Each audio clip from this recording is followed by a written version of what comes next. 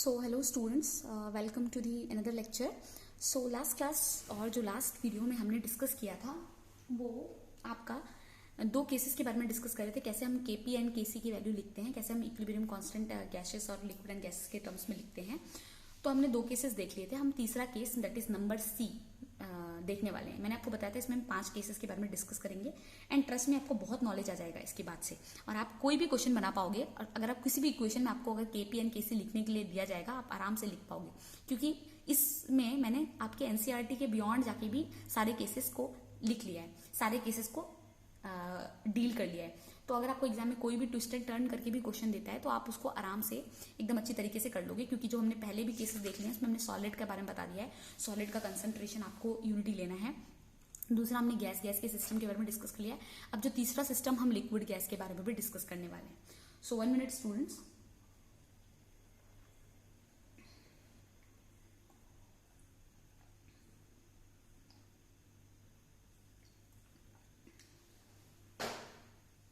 Okay, yes. So yes, we are going to study now this one, that is आपका दूसरा example देख रहे हैं, that is number C. Number A and number B discuss कर चुके थे हम लास्ट वीडियो में। अब नंबर सी डिस्कस करने वाले हैं, दैट इज H2O। ठीक है, H2O आपको पता है लिक्विड स्टेट में एंड आफ्टरवर्ड्स H2O गैस में कन्वर्ट हो गया, मतलब पहले वाटर था, वाटर से वाटर वेपर बन गया, राइट। अब आपको इसमें एक चीज नोटिस करने वाली है, दैट इज ये जो लिक्विड है और ये जो स्टेट है वाटर का, वाटर लिक्विड से क्या बन रहा है, गैस बन रहा है। तो ये जो इक्विलिब्रियम है ये एक तरह का केमिकल इक्विलिब्रियम का एग्जांपल नहीं है, ये एक तरह का केमिकल इक्विलिब्रियम का एग्जांपल नहीं है। ये इक्वेशन आपका केमिकल इक्विलिब्रियम का एग्जांपल नहीं है। क्यों केमिकल इक्विलिब्रियम का एग्जांपल नहीं है ये, इसका भी रीजन है, बिकॉज यहां पर कोई केमिकल चेंज नहीं हो रहा है। मतलब केमिकल मतलब क्या, केमिकल इक्विलिब्रियम तब होता जब यहाँ पे केमिकल कॉन्स्टिट्यूएंट चेंज हो रहे होते हैं, राइट। बट यहां पर वाटर के जो मॉलिक्यूल है वो क्या है, H2O, hydrogen, 2 hydrogen 1 oxygen, right. उसका सिर्फ फिजिकल स्टेट चेंज हो रहा है। लिक्विड से वो गैस बन गया, राइट। लिक्विड से वो गैस बन गया, गैस से फिर वो लिक्विड बन गया कंडेंस होके, राइट।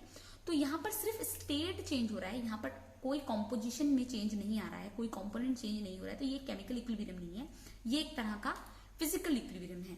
लाइक दैट अगर कोई एलोट्रोपिक चेंज होता है, जैसे फॉर एग्जांपल कार्बन है, आपको पता है कार्बन के थ्री एलोट्रोप है, ग्रेफाइट, फ्लोरीन, डायमंड, डायमंड से ग्रेफाइट बन रहा है। तो ये जो चेंज हो रहा है ये चेंज एक फिजिकल चेंज है, बिकॉज डायमंड किससे बना है, कार्बन से।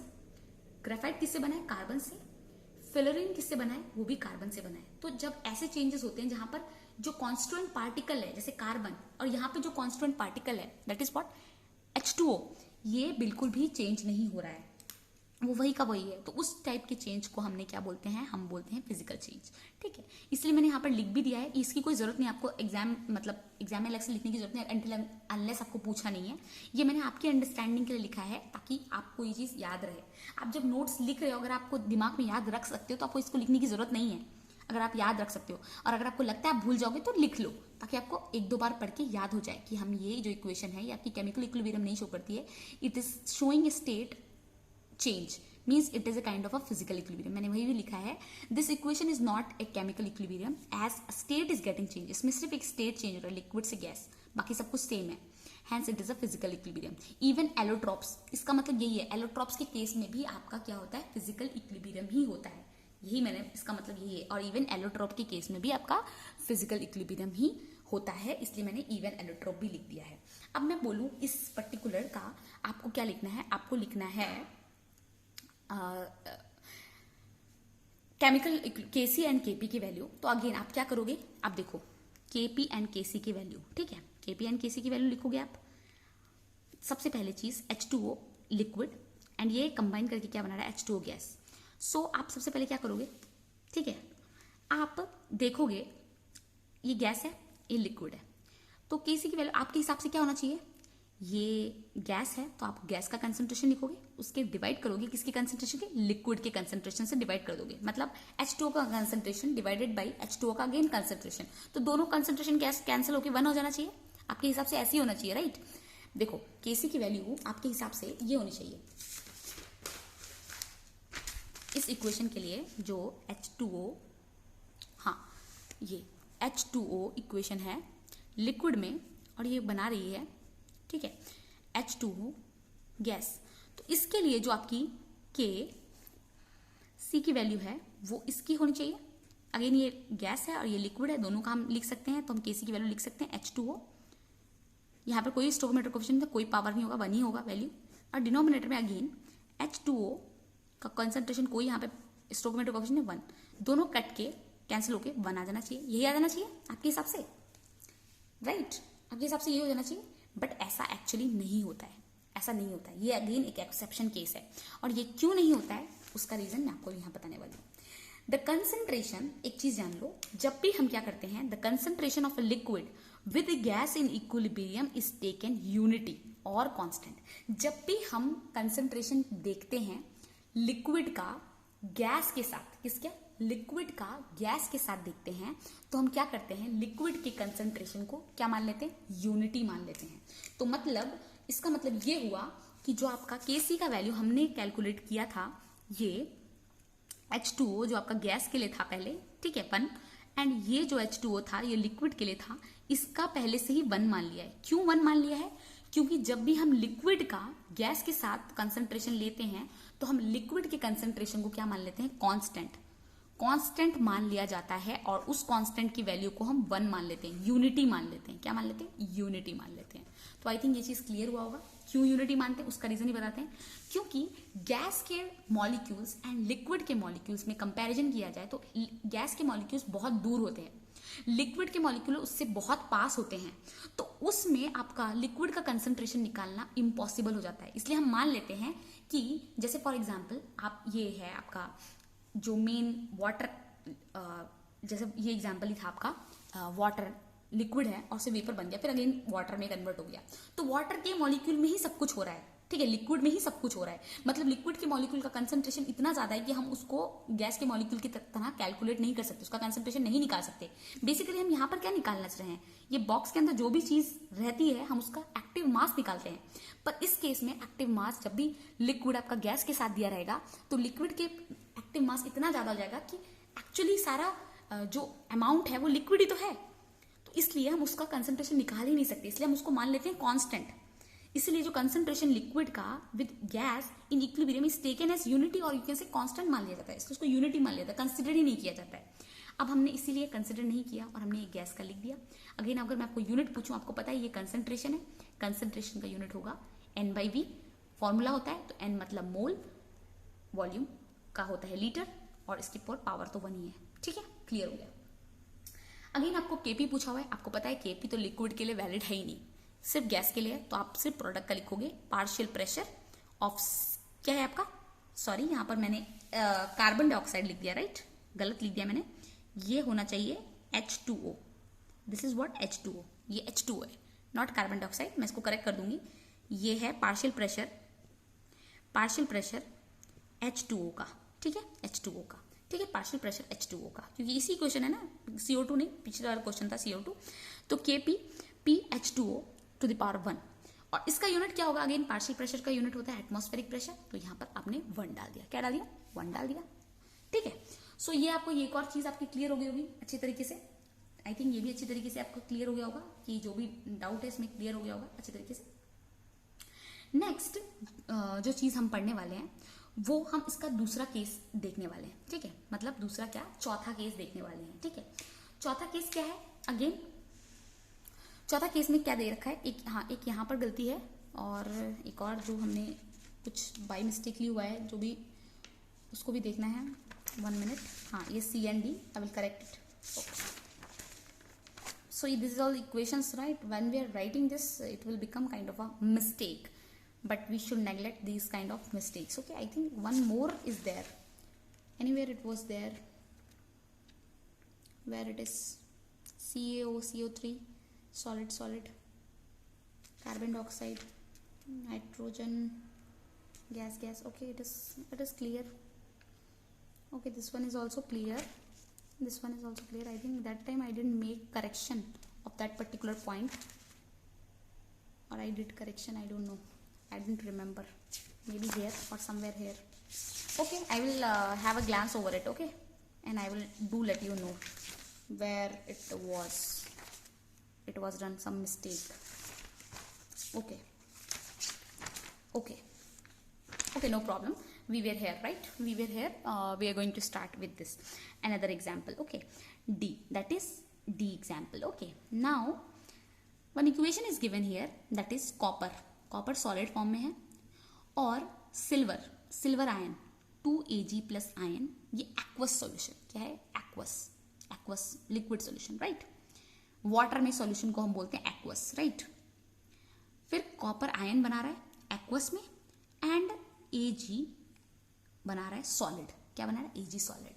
अब आपको एक चीज याद रखनी है, सॉलिड का हमको कंसिडर नहीं करना है. क्या करना है? सॉलिड को हमको कंसिडर करना ही नहीं है, ठीक है? अब एक्वस है, मतलब एक्वस का मतलब क्या होता है? लिक्विड मतलब वाटर में सॉल्यूशन बनाना, उसको बोलते हैं. तो एक्वस भी एक तरह का लिक्विड है, तो लिक्विड को हम कंसिडर करेंगे, बट सॉलिड को हम कंसिडर नहीं करेंगे. अब मैं बोल रहा हूँ उसको Kc की वैल्यू लिखो आप. सो Kc का वैल्यू कैसे लिखोगे? ये एक्वस है, ये भी एक्वस है, नहीं सॉरी, ये एक्वस है, ये तो सॉलिड है, हम सॉलिड को लिखेंगे ही नहीं, ठीक है? हमने इसको लिख दिया Cu2 plus two the power, यहाँ पे स्टोइकोमेट्रिक क्वेश्चन 1 है, तुमने 1 लिख दिया. अब Ag प्लस, ये तो सॉलिड है, इसको नहीं लिखेंगे, Ag plus two the power, ये 2 है, 2 हो गया. अब हम क्या करेंगे? हमको पता है Kc का यूनिट कैसे लिखेंगे. इस पर्टिकुलर का यूनिट होगा mole per litre to the power 1, right? And इसका क्या होगा? इसका होगा mole per litre to the power 2. So 1 minus two क्या होगा? Mole per litre to the power -1. इसका मतलब लीटर बाय मोल. तो ये यूनिट आप अपने आप से सेल्फ सिंप्लीफाई कर लोगे. इसका मतलब क्या हुआ? इसका मतलब यही हुआ ना, मोल per litre to the power 1 - 2. तो इसका मतलब हुआ मोल, इतना नहीं भी लिखोगे तो भी चलेगा, -1. इसका मतलब ये हुआ लीटर बाय मोल, यही तो हुआ. ऐसे लिख सकते हैं ना, ये रेसिप्रोकल कर दोगे तो ये माइनस से प्लस हो जाएगा, ठीक है? Litre by mole. एंड अब बताओ, ये हो गया हमारा इतना. अब Kp क्या है? Kp क्या है? सो Kp, यहां पर आपको कोई भी प्रेशर की टर्म्स है, आप देखो, ये एक्वस है, ये एक्वस है, सॉलिड है. एक भी गैसेस की टर्म नहीं है, तो हमारे यहाँ पर Kp हम डिटरमाइन कर ही नहीं पाएंगे. Not determined, or you can say not defined. By to defined or for determining Kp there should be at least 1 reactant or product in the gaseous form. हमको Kp को डिटरमाइन करने के लिए एटलीस्ट हमारे पास मैंने यहाँ पे लिखा है, एक एलिमेंट, या फिर बोल सकते हैं एक रिएक्टेंट में एलिमेंट, या फिर एक प्रोडक्ट में एलिमेंट, एटलीस्ट एक आपका गैसियस स्टेट में होना चाहिए, तभी आप Kp को डिटरमाइन कर पाओगे, अदरवाइज नहीं कर पाओगे. तो इस इक्वेशन के लिए आपका Kp तो नॉट डिटरमाइन है, क्योंकि यहाँ पर कुछ भी आपका गैस में नहीं है, सब एक्वस सॉलिड. तो ये चीज भी आपको अच्छे से क्लियर हो गई होगी, ठीक है? I think it is much more clear, ठीक है? Now next thing, that the last case जो हम पढ़ने वाले हैं, दैट इज E. हम एक और इक्वेशन पढ़ने वाले, आपको इससे भी एक केस समझ में आ गया. एक और लास्ट एंड फाइनल एग्जाम्पल जो हम लेने वाले हैं वो है ये, ठीक है? That is what? CH3COOH plus H2O gives CH3COO minus and H3O plus. अब यहां पर बात क्या है?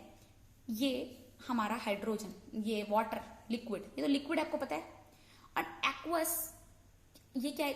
इसको हम लिक्विड बोल देते हैं, ठीक है? लिक्विड है, वाटर आपका लिक्विड स्टेट में दे रखा है. एक्वस का मतलब क्या होता है? एक्वस का मतलब होता है किसी चीज का सोल्यूशन बनना वाटर में. मतलब ये जो CH3 है, CH3 में ये जो O है, ठीक है, इस CH3O में पहले से ही क्या डाल के रखा है? पानी मिला के रखा है, तभी ये एक्वस लिखा हुआ है. इसमें पानी मिला के रखा है.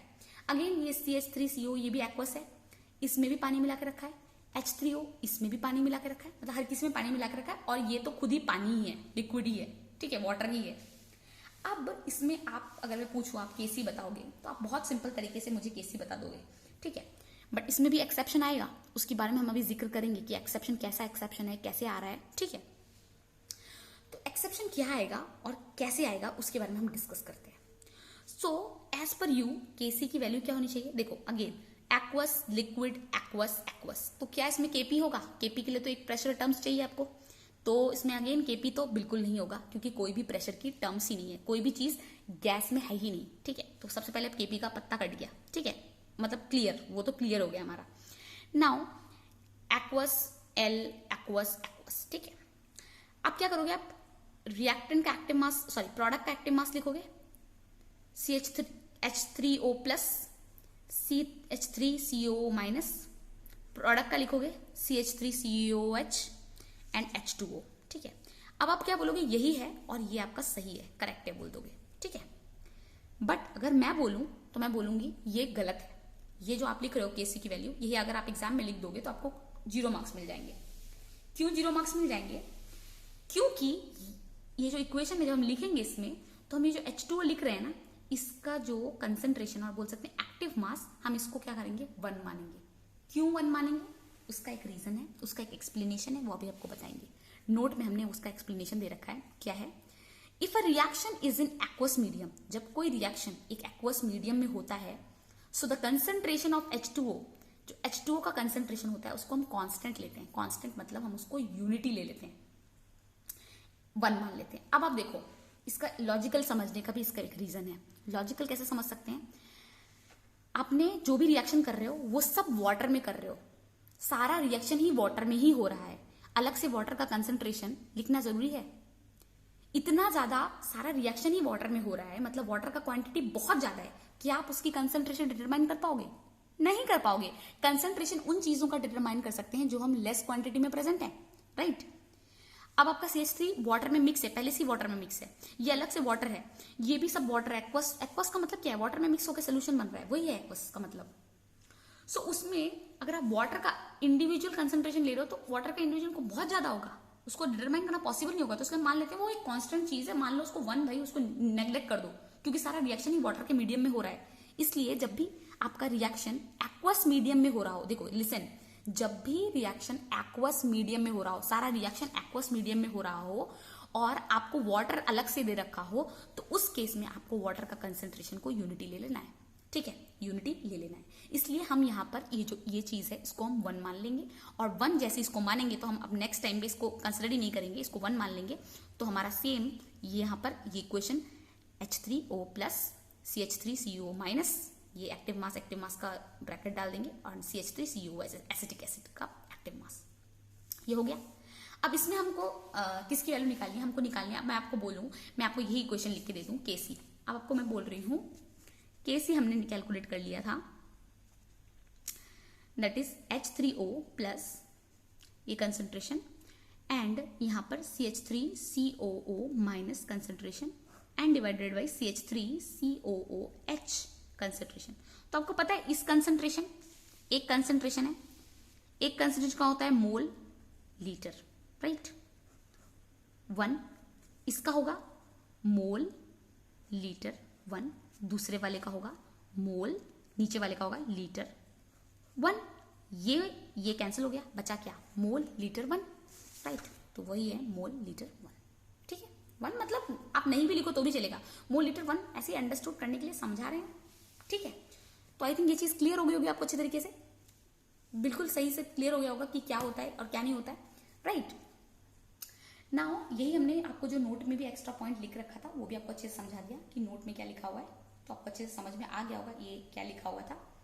सो वही लिखा था, if a reaction is in aqueous medium the concentration of H2 is taken constant, और यू कैन से यूनिटी, और H2 को हमने 1 ले लिया, एंड Kp बिकॉज यहाँ पर कोई भी गैस नहीं है इसलिए Kp नॉट डिफाइंड और नॉट डिटरमाइंड, ठीक है, पॉसिबल नहीं है। तो आई थिंक यहाँ तक आपको चीजें समझ में आ गई होंगी। हमने 5 केसेस जो डिस्कस कर लिए हैं उसके बारे में थोड़ा देख लेते हैं। जो फर्स्ट केस हमने डिस्कस किया था, बेसिकली हमने आपको नॉट केसेस, मैंने आपको इक्वेशंस दे रखी थी, आपको बस एक्सप्रेशन लिखना था Kp एंड Kc का, और Kp एंड Kc का यूनिट लिखना था। तो आपको कुछ चीजें समझ में आ गई। फर्स्ट चीज क्या समझ में आ गई कि सॉलिड का एक्टिव मासेस नहीं लेते हैं, उसको यूनिटी कंसिडर करते हैं, कांस्टेंट कंसिडर करते हैं। दूसरी चीज आपको ये भी समझ में आ गई होगी, प्रेशर कैसे कैलकुलेट करते हैं, यूनिट कैसे निकालते हैं, वो भी समझ में आ गया होगा। दूसरी चीज आपको एक और चीज ये समझ में आई कि स्टेट से जब चेंज होता है, स्टेट के बीच में, मतलब फिजिकल स्टेट के बीच में चेंज होता है, तो वो एक फिजिकल इक्विलिब्रियम होता है, केमिकल इक्विलिब्रियम नहीं होता है, ठीक है। दूसरी चीज आपको ये भी समझ में आ गई होगी, जब भी हम लिक्विड से गैस का सिस्टम देखते हैं तो हम लिक्विड में, उसमें जब लिक्विड गैस का सिस्टम होता है तो एज कंपेयर टू गैस हम लिक्विड वाले सिस्टम को क्या कंसिडर करते हैं? लिक्विड वाले सिस्टम को हम यूनिटी कंसिडर करते हैं, क्योंकि गैस के टर्म्स में अगर हम लिक्विड को देखें तो हमको ये चीज पता चलेगी कि लिक्विड जो होता है आपका, वो उसके जो मॉलिक्यूल्स होते हैं वो काफी पास होते हैं, राइट, और बहुत ज्यादा होते हैं उसके मॉलिक्यूल्स। तो इसलिए हम मॉलिक्यूल्स को कंसिडर नहीं करेंगे लिक्विड के। जब हम लिक्विड एंड गैसेस का केस डिस्कस कर रहे हैं तो हम लिक्विड के जो कंसंट्रेशन होता है उसको हम यूनिटी कंसिडर करेंगे। तो ये भी आपको एक पॉइंट पता चल गया होगा, ठीक है। आपको ये भी एक पॉइंट पता चल गया होगा। एंड हाँ, एक और चीज आपको पता चली कि केपी को डिटरमाइन करने के लिए हमारे पास एटलीस्ट एक प्रेशर की टर्म्स तो होनी ही चाहिए, तभी हम केपी को डिटरमाइन कर सकते हैं। विदाउट एनी प्रेशर टर्म हमारा केपी नॉट डिटरमाइन और नॉट डिफाइन हो जाएगा। ठीक है, तो ये सारी चीजें आपको पता चल गई। ये इंटरेस्टिंग चीज था, राइट। अब आप कोई भी इक्वेशन आपको दे दिया जाएगा और आपको बोला जाएगा कि केपी एंड केसी लिखो, and I am damn sure कि आप हर इक्वेशन का केपी एंड केसी लिख पाओगे, क्योंकि मैंने आपको सारे केसेस समझा दिए हैं इन डिटेल, इन डेप्थ, सब कुछ क्लियर। ठीक है, अब हम क्या पढ़ेंगे, हम एक चीज पढ़ने वाले हैं, हम पढ़ने वाले हैं रिलेशनशिप बिटवीन केपी एंड केसी। तो मैं आपको बता दूं, आपके जो एनसीईआरटी में जो जिस तरह से दिया हुआ है वो बहुत ही कॉम्प्लिकेटेड करके दे रखा है। ठीक है, केपी एंड केसी का रिलेशनशिप, बट हम आपके एनसीईआरटी के तरीके से नहीं समझेंगे केपी एंड केसी का रिलेशनशिप, हम बहुत ईजी तरीके से समझेंगे केपी एंड केसी का रिलेशनशिप। ठीक है, और कैसे समझेंगे, बहुत ईजी तरीके से आपको एकदम फट समझ में आ जाएगा केपी एंड केसी का रिलेशनशिप हम कैसे समझ रहे हैं। ठीक है, so the relationship between KP and KC. So मान लो हम एक इक्वेशन ले रहे हैं, that is A B C gives D E, और हम क्या ले रहे हैं, 2 मोल 3 मोल्स 2 मोल्स ऐसे ही ले लिया हमने। ठीक है, अपने मन से हमने एक इक्वेशन एज्यूम कर लिया, आप चाहे तो कुछ भी एज्यूम कर सकते हैं, हम बस ऐसे ही ले रहे हैं। ठीक है, आप चाहो तो कुछ भी ले सकते हो, आप चाहो तो उसको 3A ले सकते हो, 2A ले सकते हो, 1A ले सकते हो, कुछ भी ले सकते हो, 1C ले सकते हो। ठीक है, कुछ भी कर सकते हो, पर मैंने मान लिया 2A 3B 2C gives D plus E, और ये हमारा गैसियस में है, ये हमारा लिक्विड में है, ये हमारा सॉलिड में है, ये हमारा गैसियस में है, ये हमारा गैसियस में है। एक इक्वेशन हमने स्टैंडर्ड इक्वेशन मान ली।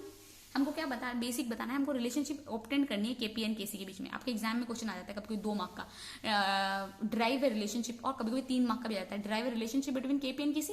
तब आप जो बुक का है ना, बुक में आपका ऐसा करके रखा है कुछ a small a plus small b small capital B, तो ये थोड़ा कंफ्यूजिंग है। ठीक है, as per me this is what somewhat confusing, and you people will also find somewhat confusion. So हम इस तरह से समझते हैं, इस तरह ज्यादा अच्छे से समझ में आएगा। सो ये क्या है, 2A plus 3B 2C and D and E, ये गैस, ये लिक्विड, ये सॉलिड, ये गैस एंड ये गैस में। अब आपको सबसे पहले इस इक्वेशन का केसी निकाल लो, वेरी इजी। आप क्या लिखोगे, active masses of product DE, ठीक है, 1 1 एक्टिव मास ऑफ रिएक्टेंट। अब देखो गैसेस के टर्म्स में अगर आप लिक्विड एंड गैसेस को, सॉलिड तो पहले से आपको पता है, सॉलिड को आप कंसिडर ही नहीं करोगे एक्टिव मास, आप सॉलिड का एक्टिव मास को यूनिटी मान लोगे, हमेशा यूनिटी मानते हैं। अब मैंने एक और चीज बताई थी, जब हम लिक्विड को गैस के साथ रिलेट करते हैं तो हम लिक्विड को क्या मान लेते हैं, लिक्विड का कंसंट्रेशन, हम लिक्विड का कंसंट्रेशन भी यूनिटी मान लेते हैं। तो मतलब ये भी यूनिटी, ये भी यूनिटी, क्योंकि लिक्विड एंड गैस के साथ था ना, तो इसको भी यूनिटी, इसको भी यूनिटी मान लिया हमने। ये तो पहले से यूनिटी है, इसको भी हमने यूनिटी मान लिया। एंड क्या बचा यहाँ पे, सिर्फ गैस बचा, राइट। यहाँ पे क्या बचा, सिर्फ गैस बचा, तो हमने क्या लिखा A, और ये स्टोइकोमेट्रिक कोएफिशिएंट पावर चला गया, राइट।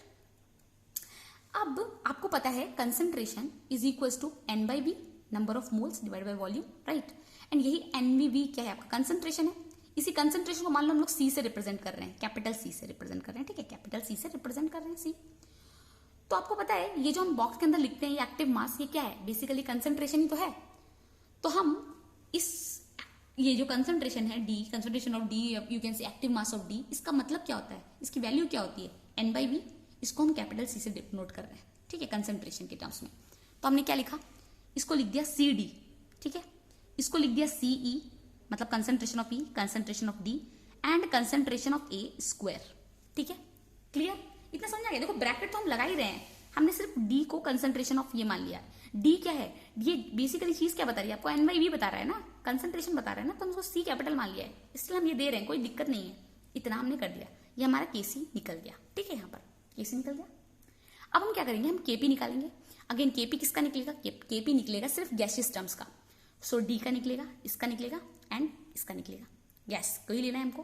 तो हमने क्या लिखा, partial pressure of D, partial pressure of E, यहाँ पे पावर, क्योंकि स्टोइकोमेट्रिक कोएफिशिएंट 1 है तो यहाँ पे 1 1 लिख दिया।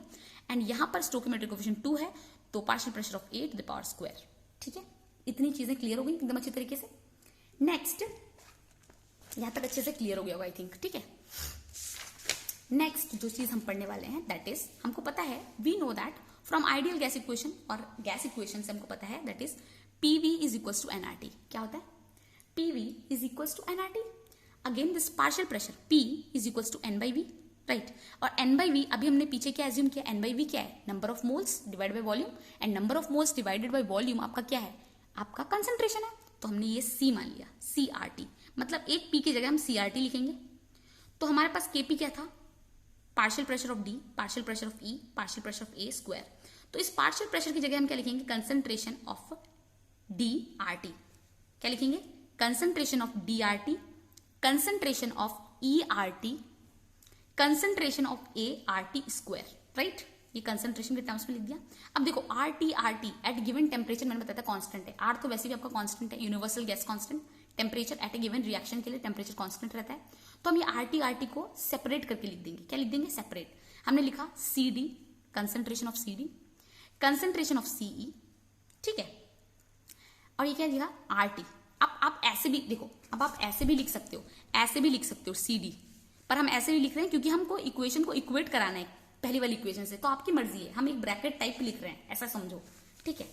तो क्या है, CD, ये हुआ आपका CE, ये हुआ आपका RT, यहां पर एक RT है 1 और यहां पर दूसरा RT, बेस सेम है, पावर ऐड हो जाती है 1 + 1, एंड यहां पर CA स्क्वायर RT स्क्वायर। तो ये RT स्क्वायर ये डिनोमिनेटर में ये ऊपर चला जाएगा तो -2 हो जाएगा। देखो एक्चुअली क्या हो जाएगा, 2 - 2 0 हो जाएगा। इस इक्वेशन के लिए, इस रिएक्शन के लिए 2 - 2 0 हो जाएगा, बट हमको इस पे अभी ध्यान नहीं देना है। ये जो है आप देखो KP हम निकाल रहे थे ना, CD CE CA स्क्वायर। अब आप देखो KC क्या है, CD CE CA स्क्वायर। मतलब ये जो टर्म है ये बेसिकली क्या है, ये आपका KC है, राइट। ये जो टर्म है ये जो बेसिकली KC है, तो ये जो क्या हुआ, KP is equals to KC multiply RT delta NG। इसको हमने क्या मान लिया, ये जो वैल्यू आ रही है ये डेल्टा NG है, ठीक है। एंड ये रिलेशन है KP is equals to KC into RT delta NG। And यहां पर जो KP है, जो यूनिट है KP का एटमॉस्फेयर है, KC का जो यूनिट है मोल पर लीटर है, R का जो वैल्यू है और यूनिट है 0.082 एटमॉस्फेयर लीटर मोल पर मोल केल्विन, ठीक है। थोड़ा कंफ्यूज मत हो, ये उल्टा ही है जस्ट, तो बस याद रखो ये बाद में कट ही जाता है, ठीक है। Mole litre, sorry atmosphere litre divided by mole kelvin और टेम्परेचर केल्विन, केल्विन आपस में कट जाएगा, and this mole litre and mole litre cut जाएगा, एटमॉस्फेयर बचेगा, ठीक है। तो ये एक हो गया, ठीक है, ये एक वैल्यू बच गया। ये सब आपको समझ में आ गया होगा अच्छी तरीके से। अब ये डेल्टा NG जो है, अभी का वीडियो बहुत लंबा हो जाएगा अगर मैं कीप ऑन एक्सप्लेन करती रही, तो हम नेक्स्ट वीडियो में यहाँ से आपका इस रिलेशन को और अच्छे से डिटेल में समझेंगे और इसके कुछ क्वेश्चंस करेंगे। So thank you student, this is for the today's class.